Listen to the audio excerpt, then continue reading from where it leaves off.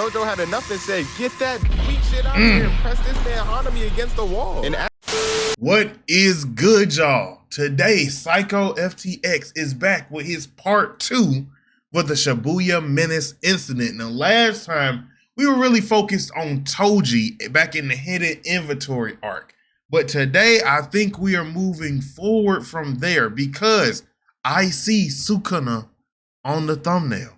And he is one of the, honestly, he's the biggest menace of this arc. So this should be fire, bro. I trust my boy Psycho FTX to bring the heat with this one. Kind of how Sukuna, you know, brought the heat to Jogo. But with that being said, if y'all enjoy this, go to Psycho FTX, bro. Let's get him back to where he was. We got to give him the energy like he Goku. RIP to Toriyama. Let me get it right.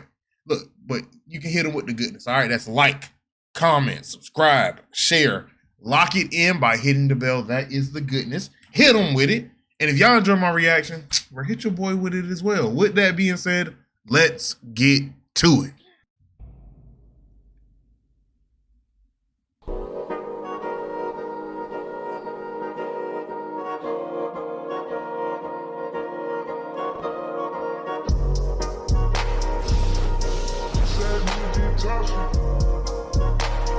Go ahead and cook it up, my boy.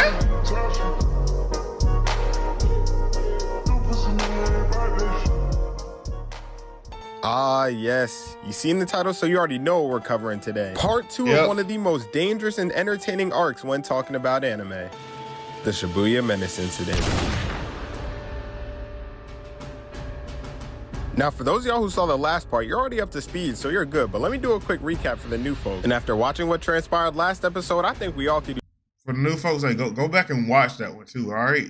Support Psycho, bro. Use a recap, so let's get into it. So last episode, I'd say that we actually learned quite a few things. The first being that if you want to beat a crash out, you have to become a crackhead. Because neither Gojo or Geto could hang with Toji until bro decided to lose all his marbles. The divide comes in because when Gojo lost his marbles, he decided to get his gift back and help the community. But on Geto's side, bro tweaked out and vowed to purge the world of non-sorcerer and leaves a massive target on Gojo's back since he's... Really, Gojo turned into a crackhead. And Geto turned into a crash out, an even bigger crash out. One of the only ones who could stop him. And of course, we can't cover every single fight that happened in this arc because that would be wild, but we're gonna go over some highlights for sure. But hey, enough talking, let's get into the video. I already know the highlights that I wanna see. All right, so real quick, it'll probably be best to inform y'all that the events that happened in part 1 happened about 10 years ago in real time in the show. So although we're all over the place in part 1, part 2 solely stays in Shibuya, just trying to clear it up for the newcomers. You know I'll be looking out for y'all. But anyways, it seemed to be the weekend because there were mass heads in the street and the city was very lively. You had niggas laughing, dancing, singing, sunshine and rainbows. Y'all get... Do y'all remember the actual date? Was it Halloween? Because it feels like Halloween. I swear it was Halloween. Because I'm pretty sure I've seen like videos and stuff of actual Shibuya, Tokyo. They be really dressed up like that on Halloween. The problem was that out of nowhere in the middle of the city, a mysterious veil appeared and trapped everybody inside. And y'all already know it didn't stay calm in that shit because if you look in the background, people are actually getting their shit wrecked. Which is yet another reason why when those choose an anime to live in pictures come up on my feed, I just close that because no good popular animes find anime to live in pictures. Hold on. I want to see what anime I pick. Their shit wrecked. Which is yet another reason why when those choose an anime to live in. All right, on this list, January, if you got hockey and a good devil fruit, you're good. February, you're hold if you're human or really anyone. What is that? That's not Food Wars March, right? What is that? I'm not sure. April, you hold. That is all. May, I can't tell. June, if you're a regular human, you might be good. If you're in a wrong car, you hold. If you're Ichigo, you're good. July, you've already, if you lived in Dragon Ball, you've already died like 2 to 3 times. Pokemon, yeah, you about to have some fun. Naruto, if you got to have good genetics. October, My Hero, better have a good quirk or else you just really a civilian. That's not that bad. November, you hold. If you are not if you're not Tanjiro, honestly, you gonna take a L. And December, I have not watched that anime. I can't think of its name, so I'm gonna just pass. let's get back into it. And pictures come up on my feed, I just close that because no good popular animes find a living as a civilian. And so after witnessing their friends disappear in the background, the people of Shibuya had spam called the sorcery school to send backup. And with an attack that seems to be affecting the whole city, what better backup to send than that man Gojo himself? And almost immediately, as soon as Gojo got there, he knew some shit wasn't right. One being the massive veil covering the city, and two, a strong cursed presence coming from the subway. And sure enough, Gojo's senses were right, because when he went down to the track to investigate, it turns out the cursed trio was right there waiting for him to pull up this whole time. And besides this emo nigga, the other two curses had already had their run-ins with Gojo during season 1. And let's just say neither of them were successful with their plans, because one almost got their ass packed up and the other one had to retreat before getting hit with a hollow purple. And majority of the time, I don't even condone jumping, but in this situation, these boys are playing with fire and they're gonna have to tee up, which actually brings us to our first fight on the list, Gojo versus the 3 curses. So to initiate the battle, Hanami had closed up the exit to make sure that this man Gojo could lead. And on top, I would call it an ISO, but it's 3-on-1, but he wanted to isolate them from everybody else. On top of that, have released the railings to ensure that every civilian that was there would get in Gojo's way. And although it doesn't seem like a big adjustment, this was to ensure that this man Gojo couldn't just hollow purple everybody, because there were civilians he had to worry about. But apparently that shit only applied to Gojo, because the other 2 curses started crashing out, burning, and cutting down everybody in their way. And while that was going on, that boy Choso had kneeled down, shot a beam of blood at Gojo, and even though it got blocked, the other 2 followed up with their charged hands and tried to break his infinity. But seeing that they were onto something, that man Gojo had just Z-vanished out of there and made them both run into each other. So while watching this occur, out of all the civilians, this one girl was actually tweaking out. And although her brother came over to try and calm her down, that man Jogo said, "Stop crying before I give you something to cry about," and pieced the brother instead. Now I'm not gonna lie. Yep. Also, I don't know what they thought here, bro. I swear, I think that they thought that Gojo's power was like I think Diva Path of Pain. Like, you know how there's a time limit between when he can use certain moves? I guess they thought that's what he was gonna block the blood and there's an opening. No, this is big Gojo, all right? No meat riding. I'm just saying, bro. He's shown that he's nice. That shit did make her stop crying, but there was no reason to turn that nigga into Ace from One Piece. And that man Gojo must have understood the reference, because once he saw that, he took his blindfold off and actually got serious. But here's where the fight does an absolute 180, because after teleporting in between them, they tried to sandwich this man Gojo, but he grabbed Jogo's arm, weaved the kick, and put this man in a wrestling hold. And to make matters worse, broke his arm off, kicked the shit out of Hanami, sending him all the way across the station, and in the same thought, decided to send Jogo in the same direction as Hanami as well. Now, I'm not gonna lie, I didn't really think that they were gonna put up that much of a fight against Gojo, but I also didn't think that they were gonna go out this sad either. But they definitely. What you mean, Psycho? We remember what happened in season 1. Gojo literally brought Yuji to the fight just to observe how badly he was gonna beat the shit out of him, bro. He knew, he was like, all right, I want you to watch how the dog walks, so in the future you can dog walk. At heart, because even after getting thrown, that man Jogo pulled up and clashed with Gojo so hard it knocked the power out. And as some light comes back, you see both Jogo and Hanami still trying to break through Gojo's infinity. But after trying to see them do this for the 4th time, that man Gojo had enough and said, "Get that weak shit out of here and press this man Hanami against the wall." And as he walked towards them, he was amplifying his power to the point where Hanami couldn't take it and just popped. And to no surprise, the only thing that was left was a huge crater, purple blood, and that man Gojo on demon time. So after essentially watching their best friend get packed up by Gojo, I'm sure both. I know I paused a lot, bro, but could you imagine, like, when someone say, "Oh yeah, this person got pressed by this person," it's never gonna be a better press than what we just seen here, and I can guarantee that, bro. You literally pressed him or her to death.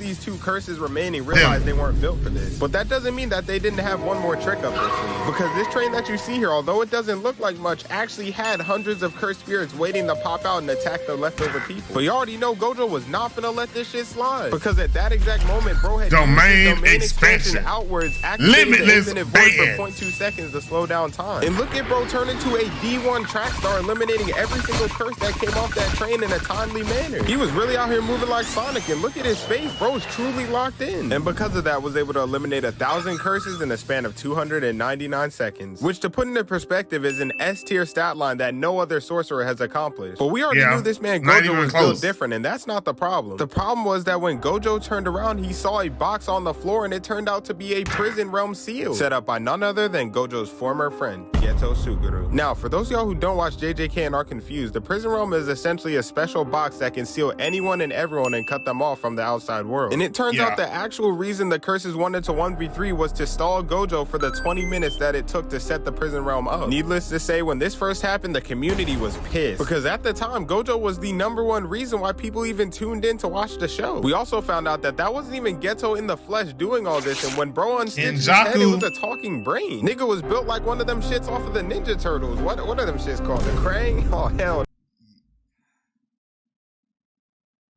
This isn't the image, but if anybody you remember, after school Cartoon Network, they had the Teenage Mutant Ninja Turtles from like the '03 or whatever series. The Cray or whatever they were called looked fire in that. This looks derpy. But as you can tell, shit was not going as planned, and we needed somebody to alert the outside world that Gojo had been sealed. And that's where our boy Mekamaru comes in. Because free Gojo till it's backwards. Many cameras with microphones all around the city, and he was recording the whole time. Caught them niggas in 4K trying to steal everybody's favorite character. But the only other person he had contact with was Yuji, and once he heard the news, he took off to try and save Gojo. But this is one of the scenes that actually caught me off guard, because once Yuji cleared the escalator, that man Choso was right at the bottom waiting for him to this whole time. And you could tell he was on time, because the second he saw Yuji, he shot a beam at him and it went straight through bro's arm. So for all of my non-JJK watchers, you're probably confused as to why bro got so pissed the second he saw Yuji. And my first time watching this, I was wondering the same exact thing, but then they told us that Yuji and Nobara in season 1 had soloed both his brothers. And after meeting the person who killed his family, you already know Choso had to get his get back. Which brings us to our next fight on the list, Yuji versus Choso. This was a cold Choso fight. tried to beam Yuji yet again, but this time he was able to weave his shit and charge right at him. Because realizing Choso had blood manipulation, there was no way that Yuji was going to do damage from standing far back. But Choso was one step ahead, because once Yuji entered range, he blew his shit up, made a knife, and stabbed bro in the foot. And although Yuji was able to land a little two-piece combo on Choso, that shit did not work, because when he looked up, that man was looking like an absolute demon. Ready to get right back into it. Plan B, because plan A was not working. And so being the MVP he was at the time, Mekamaru had advised Yuji to hit feet to the bathroom because there's water in there which would weaken his blood. And sure enough, he was right, because when Choso tried to make a knife, that shit just melted on him. But he actually didn't care at all, because after seeing that, he just squared up with Yuji, and now we're going into round 2. And I'm not gonna lie, this had to be one of my favorite sequences of this fight, because these two are really out here battling it out with no weapons. And then the thing that also set this off, because I mean, they could have easily just had these two fight. It would have been amazing. Yes, Kiwi. I'm gonna need you to get off my desk, please. But like I was saying, is the color like grading that they, or like from the light, that's still so fire, bro. You don't see that often in anime. And just straight hands. And although he's considered an enemy, I really gotta give that boy Choso his props, because on a day-to-day basis, this man usually uses his hands, but Choso already has his blood, so he doesn't usually have to. But there were no excuses, because he was still keeping up, if not borderline working Yuji instead. But after getting bit and headbutt by Yuji, he finished his combo by kicking the literal shit out of him. And at that moment, Choso reminded us why he was when they go hand to hand, he reactivated his blood, damn near cut off Yuji's shoulder and punched the shit out of him, sending him back. And this is unfortunately how the fight ended, with Yuji on the brink of death and Choso walking away after avenging his brother. So now with Gojo being sealed and Yuji out of commission. See, it couldn't have been me though.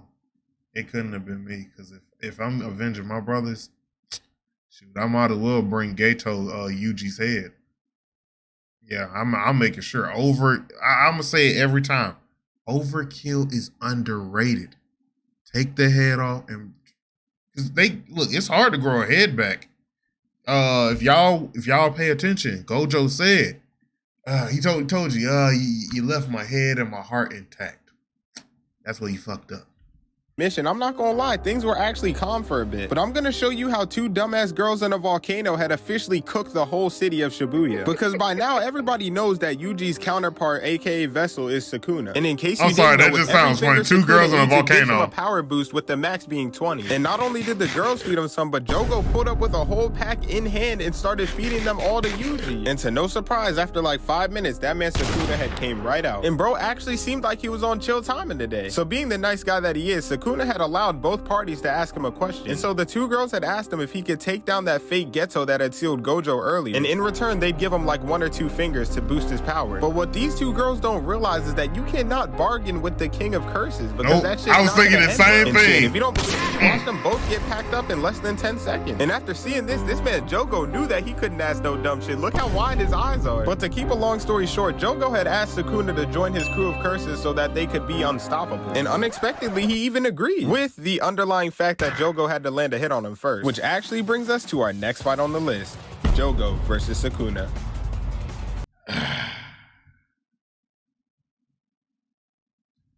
You know, I know Jogo is evil, right? Technically, look, I'm gonna just get into it. Jogo isn't really evil. He's just a curse. Like, curses are implicitly the opposite of humans, or the darkness side of humans, right? So implicitly they are evil. But to them, they're doing the right thing. And so if you ever look at it that perspective, this man, Jogo, really was standing 10 toes for what he believed in. And this is what happens. So the fight started off with an explosion behind Panda's crew, and when the camera zoomed in, you just see this man Jogo already getting worked by Sukuna. Because after getting thrown through a building, Jogo had tried to get his get back by shooting flame pellets at Sukuna, but that shit was not hitting him at all. And I gotta be honest, I already knew this was gonna be a hard task for Jogo to hit him once, because Sukuna is supposed to be close to Gojo, even though he doesn't have all 20 of his fingers. And this early into the battle, the skill gap was already starting to show, because Sukuna tossed this nigga 50 yards and smacked the nigga through a highway. And I'm pretty sure after that shit, Jogo had blacked out for a little bit. But you already know when Jogo gets pissed off, he turns into a D1 crash out, and you're about to see why. Because once he came to, he was willing to drench the whole section of the city in lava to try to get a hit on Sukuna. But even when he took 2 buildings and... But you know, when he got punched down, you know he had to be thinking to himself, why the fuck is it always me? Okay. Tried to sandwich bro with it. Sukuna had just cut everything in half and hit that nigga with a T-pose. And after catching him in the air, smiled and proceeded to drag this man Jogo down a whole office building. And I'm not gonna lie, I already knew Sukuna was different for this. The last 2 niggas I saw get face dragged was Goku and Vegeta, by both Broly from Dragon Ball Z and Kale in Super. Granted, they are the same people, RIP the GOAT, by the way. But still, that is one of the most disrespectful things you could do to somebody. And believe me when I tell you, it didn't stop there. Because after questioning his own reality, this man Jogo had gotten picked up by Sukuna while he was talking shit. And after absolutely leveling a building, this man Jogo was done playing games and started charging up his ultimate. So after seeing that big ass fireball in the sky, Panda and his squad decided to run, but Sukuna had popped up and stopped them. Because he said that if any one of them moved before he clapped, that they would all get killed on the spot. And I'm only saying this man Sukuna's a dickhead. Bro literally waited to the very last second to tell them to go. And as you can see, that shit was so powerful. Hey, but they skedaddled very well. I'd be surprised if they made it out alive. But one thing I can say for certain is Sukuna did, and this time he was ready to end this fight. And once the two had charged up their final attacks, they both clashed, and it seemed as though this man Jogo had already seen the light, which ultimately ends our fight with Sukuna taking the dub. Not that we didn't expect that, but it was still a fun fight to watch. But either way, now I think this time we should...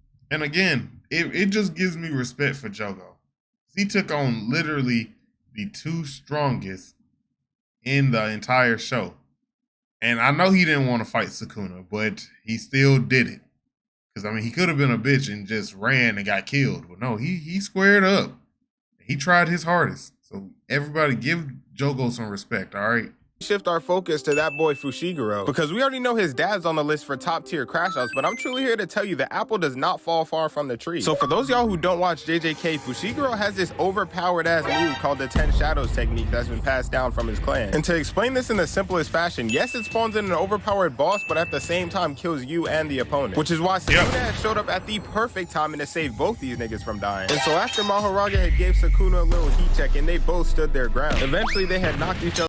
Okay, no one really states this, but you know that friend or that guy at the party or at the function, whatever, who it's like he showed up because he wanted smoke. And so every little like inconvenience, he ready to pull the Glock.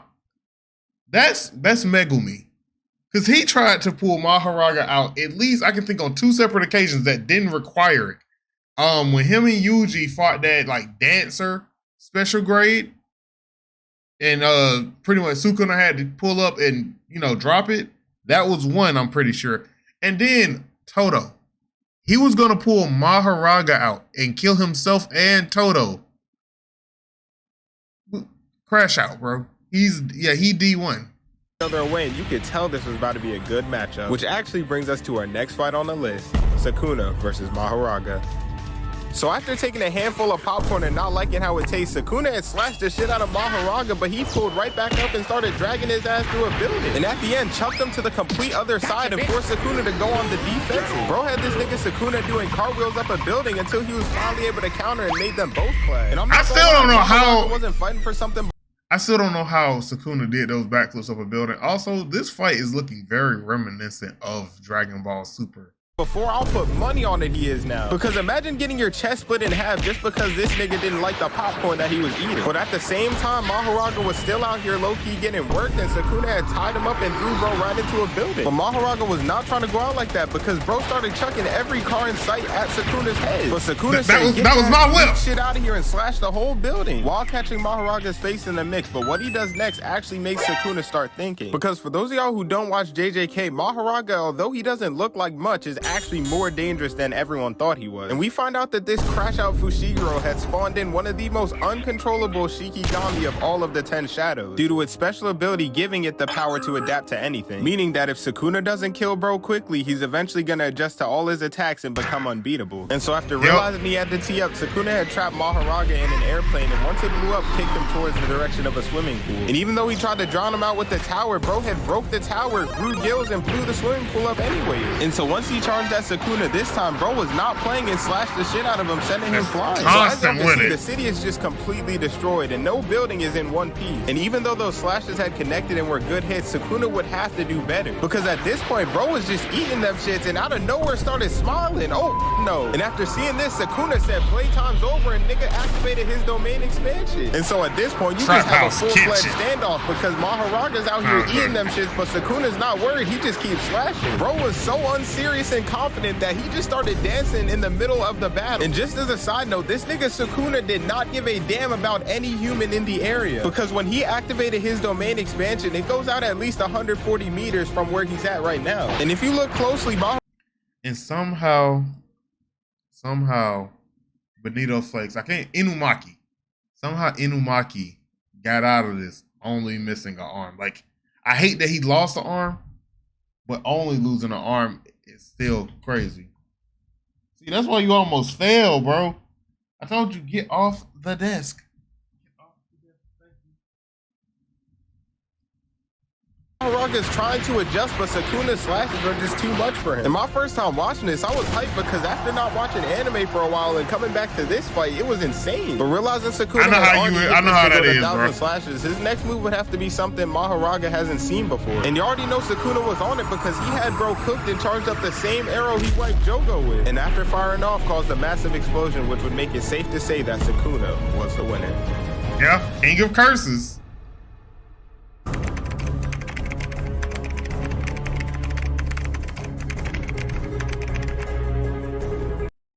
Like goal 100. Hey, let me go ahead and contribute to that. You are. This came out 3 hours ago. You already at 67. We gonna get that part 3. For part 3, I'm gonna just say you got one of anime's worst dads. His whole existence in it is, if y'all don't know who I'm talking about Toji. Toji could be the part 3. Cause he got Dagon, he got his own son, he got the old lady and the Shiesty sorcerer, yeah. Nanami, yeah. We are the exception, Big Toto and Yuji. We gonna get that part 3 from you, Psycho. I'm telling you right now. So I'll be waiting, my boy. I think this is it, right?